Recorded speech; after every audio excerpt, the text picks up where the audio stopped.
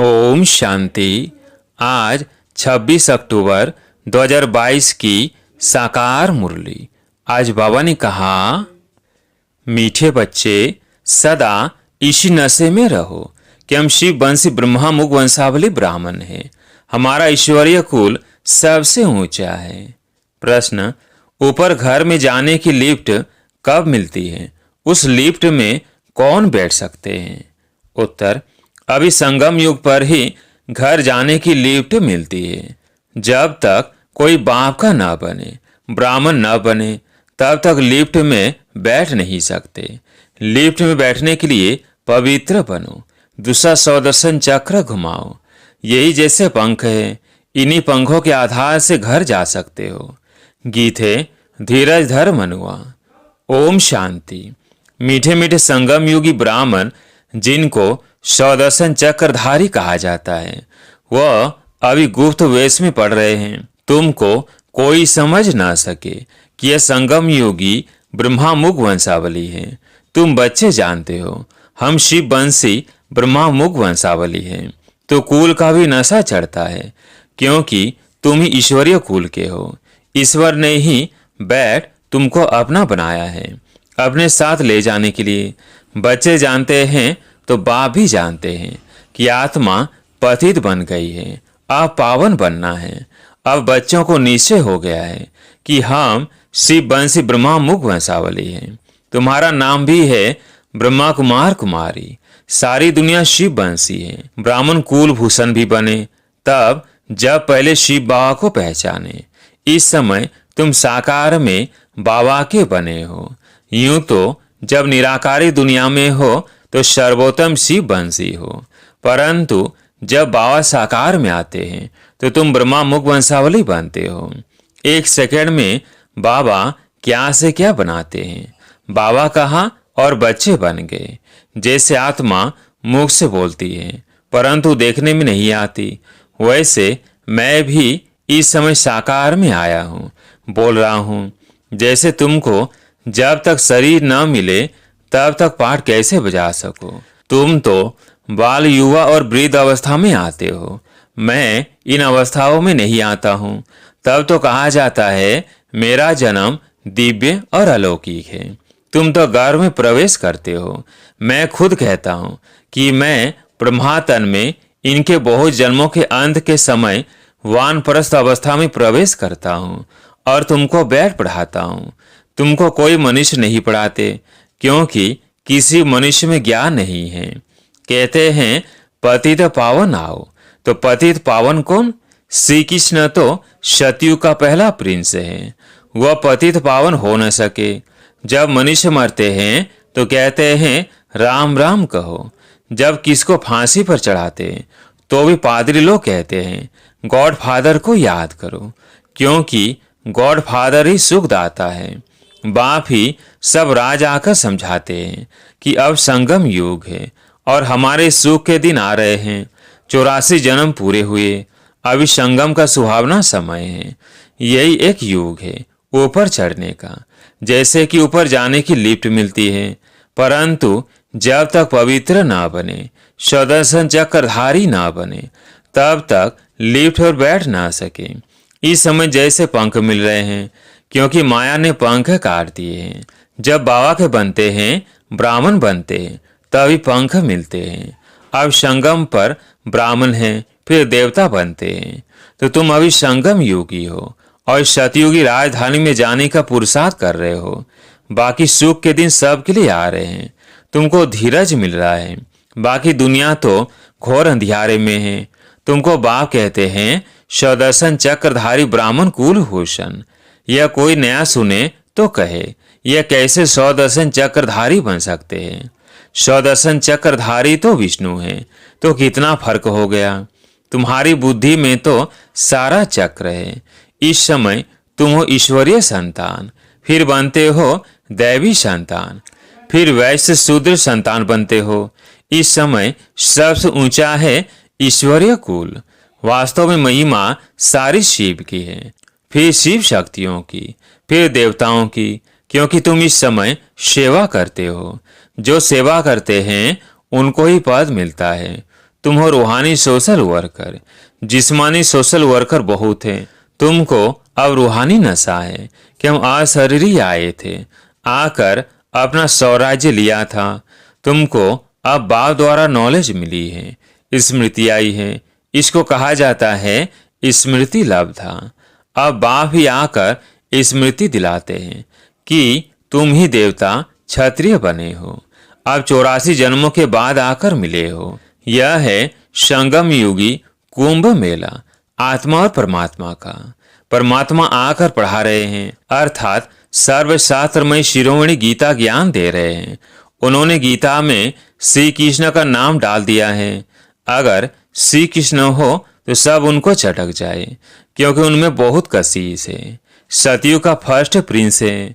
श्री कृष्ण की आत्मा अब सुन रही है, और जो भी कृष्णपुरी की आत्माएं हैं वह भी सुन रही हैं।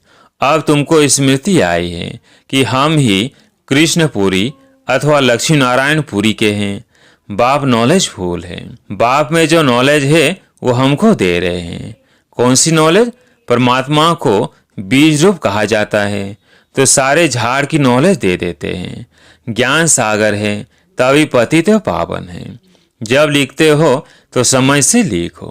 पहले पतित पावन कहे या ज्ञान सागर कहे? जरूर ज्ञान है, तब तो पतितों को पावन बनाएंगे।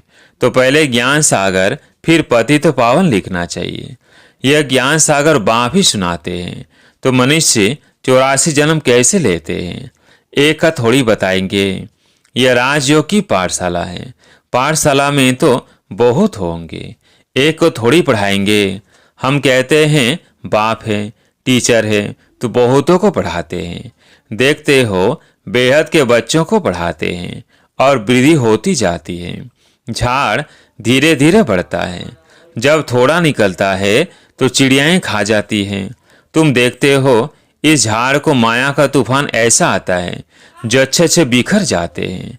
बाबा शुरू में बच्चों की ऐसी चलन देखते थे तो कहते थे तुम्हारी चलन ऐसी है जो तुम ठहर नहीं सकेंगे, इसलिए श्रीमत पर चलो। वो कहते थे कुछ भी हो जाए हम भाग नहीं सकते, फिर भी वो भाग गए। तब गाया हुआ है आश्चर्य सुनंती कथंती भागंती। तो तुम प्रैक्टिकल में देख रहे हो ऐसे होता जा रहा है, क्योंकि माया सामने खड़ी है। मलय युद्ध होती है, दोनों तरफ से पहलवान होते हैं। फिर कभी किसी की हार कभी किसी की जीत। तुम्हारी अब माया से युद्ध है। माया से जीत पहन तुम राजा स्थापन कर रहे हो। बाप कहते हैं यह विनाश की निशानी है वंश। शास्त्रों में लिखा हुआ है कि पेड़ से मूसल निकाल अपने कुल का विनाश किया। तुम जानते हो कि बाबा आया है पावन दुनिया बनाने, तो पुरानी दुनिया का विनाश जरूर चाहिए, नहीं तो हम राजा ही कहाँ करेंगे। इस पढ़ाई की प्रारब्ध है भविष्य नई दुनिया के लिए, और जो भी पुरुषार्थ करते हैं वो इस दुनिया के लिए हैं। सन्यासी जो पुरुषार्थ करते हैं वो भी इस दुनिया के लिए हैं। तुम कहते हो हम यहाँ आकर राजा ही करेंगे, परंतु गुप्त रूप होने के कारण घड़ी घड़ी बच्चे भूल जाते हैं। नहीं तो बड़े आदमी कहाँ जाते हैं, नहीं तो बड़े आदमी कहाँ जाते हैं तो कितनी सौगात करते हैं। लंदन से रानी आई तो कितने धूमधाम से सौगात की, परंतु बाप कितनी बड़ी ऑथोरिटी है, लेकिन बच्चों बिगर कोई जानते नहीं। हम शो भी नहीं कर सकते, क्योंकि नई बात है। मनुष्य मूंझते भी है कि हाँ ब्रह्मा कहाँ से आया, क्योंकि आजकल तो टाइटल बहुत रख देते हैं। बाबा कहते हैं अंधेर नगरी है, कुछ भी नहीं जानते हैं। अगर समझो साधु संत गुरुओं को मालूम पड़ जाए कि बाप आया है, जिसको हम सर्वव्यापी कहते थे, वह मुक्ति जीवन मुक्ति आकर दे रहे हैं। अच्छा जान जाए तो आकर लेने लग जाए। ऐसा पांव पकड़ ले जो मैं छुड़ा भी ना सकूं। ऐसा हो तो सब कहें कि इनके पास जादू है और गुरु का माथा खराब हो गया है, परंतु अभी ऐसा होना नहीं है, यह पिछाड़ी में होना है। कहते हैं ना कन्याओं ने भीष्म पितामह को वाण मारे, यह भी दिखाते हैं। वाण मारने से गंगा निकल आई, तो सिद्ध है पिछाड़ी में ज्ञान अमृत सबको पिलाया है। मनुष्य तो कुछ भी जानते नहीं, कह देते हैं परमात्मा तो सर्वव्यापी है। बुद्धि को भी सर्वव्यापी कह देते हैं। इसको कहा जाता है पत्थर बुद्धि। हम भी पहले पत्थर बुद्धि थे, तो बाप आकर समझाते हैं कि गॉड फादर को कभी भी साकारी व आकारी नहीं कहेंगे, वह तो निराकार है। उन्हें सुप्रीम सोल कहा जाता है। आधा कल्प तुमने भक्ति की, कहते हैं ना भक्ति करते करते भगवान मिलेगा, तो जरूर है कि भक्ति करते करते दुर्गति को पाया है। फिर बाप आता है सदगति करने, कहते भी है ना सर्व के सदगति दाता। तो मनुष्य थोड़ी समझते हैं कि परमात्मा कब और किस रूप में आया। कह देते हैं द्वापर युग में श्री कृष्ण रूप में आएगा। इसको कहा जाता है घोर अंधियारा। कहते हैं ना कुंभकर्ण को नींद से जगाया तो जागे नहीं, तो बाप ने अब डायरेक्शन निकाला है कि पवित्र बनो और भगवान से डायरेक्ट गीता सुनो। 7 रोज क्वारंटाइन में बिठाओ, दे दान तो छूटे ग्रहण। अभी सब को 5 विकारों का ग्रहण लगा हुआ है, इसलिए पतित बन गए हैं। रावण राज्य है ना। अब बाप कहते हैं बच्चे तुम मेरा बनो, दूसरा ना कोई। श्री श्री 108 की श्रीमत पर चलने से तुम 108 विजयी माला का दाना बन जाएंगे। मैं माला का दाना नहीं बनता हूँ, मैं तो न्यारा हूँ जिसकी निशानी फूल है। युगल दाना ब्रह्मा सरस्वती बनते हैं। प्रवृत्ति मार्ग है ना, निवृत्ति मार्ग वाले माला के दाने में आ नहीं सकते। हाँ पवित्रता को धारण करते हैं तो फिर भी अच्छे हैं, परंतु यह गुरु सदगति दे न सके। सदगति दाता एक ही सदगुरु है। सदगुरु अकाल कहते हैं।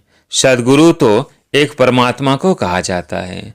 साकार गुरु लोग अकाल मूर्त थोड़ी बन सकते हैं। लौकिक बाप टीचर गुरु को तो काल खा जाता है, मुझको तो काल खा ना सके। बाप कितनी अच्छी अच्छी बातें समझाते हैं। जो इतनी सहज बातें नहीं समझ सकते तो बाबा उनको कहते अच्छा बाप को याद करो। चक्र को भी याद करना पड़े, बाप के साथ बरसे को भी याद करना पड़े। बाप को याद करो तो विकर्म भस्म हो। बाप तो सम्मुख आया हुआ है। बाप को अशरीरी कहा जाता है। ब्रह्मा विष्णु शंकर सबको अपना अपना शरीर है। मुझे तो अपना शरीर है नहीं, तुम्हारे तो मामे काके सब है। मेरा मामा चाचा तो कोई है नहीं। आता भी हूँ, परंतु तुम कैसे आते हो, मैं कैसे आता हूँ। बुलाते हैं गॉड फादर, परंतु कहाँ से आता हूँ, परम धाम से, जहाँ से तुम आते हो, जिसको ब्रह्मांड कहा जाता है। इस समय तुम ब्रह्मामुख वंशावली रुद्र यज्ञ के रक्षक हो। राजयोग की शिक्षा देने वाले, राजयोग सिखलाने वाले तुम टीचर हो गए ना। अच्छा मीठे मीठे सिकिल्धे बच्चों प्रति माता पिता बाप दादा का याद प्यार और गुड मॉर्निंग। रूहानी बाप की रूहानी बच्चों को नमस्ते। हम रूहानी बच्चों की रूहानी बाप दादा को याद प्यार गुड मॉर्निंग नमस्ते नमस्ते। धारणा के लिए मुख्य सार। पहला पॉइंट, माला का दाना बनने के लिए यह धारणा पक्की करनी है कि मेरा तो एक शिव बाबा, दूसरा ना कोई। स्मृति लब्धा बनना है। दूसरा पॉइंट, श्री श्री 108 शिव बाबा की श्रीमत पर पूरा पूरा चलना है। मेरा मेरा छोड़ ग्रहण से मुक्त होना है। आज प्यारे मीठे बाबा का वरदान, ब्राह्मण जीवन में सदा सुख का अनुभव करने वाले, मायाजीत क्रोध मुक्त भव। ब्राह्मण जीवन में सदा सुख का अनुभव करने वाले, मायाजीत क्रोध मुक्त भव।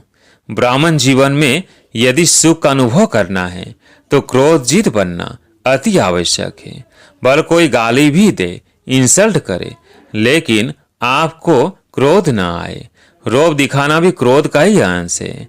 ऐसे नहीं, क्रोध तो करना ही पड़ता है, नहीं तो काम ही नहीं चलेगा। आजकल के समय प्रमाण क्रोध से काम बिगड़ता है और आत्मिक प्यार से, शांति से बिगड़ा हुआ कार्य भी ठीक हो जाता है। इसलिए इस क्रोध को बहुत बड़ा विकास समझकर मायाजीत क्रोध मुक्त बनो। आज का स्लोगन, अपनी वृत्ति को ऐसा पावरफुल बनाओ जो अनेक आत्माएं आपकी वृत्ति से योग्य और योगी बन जाए। अपनी वृत्ति को ऐसा पावरफुल बनाओ जो अनेक आत्माएं आपकी वृत्ति से योग्य और योगी बन जाए। अच्छा,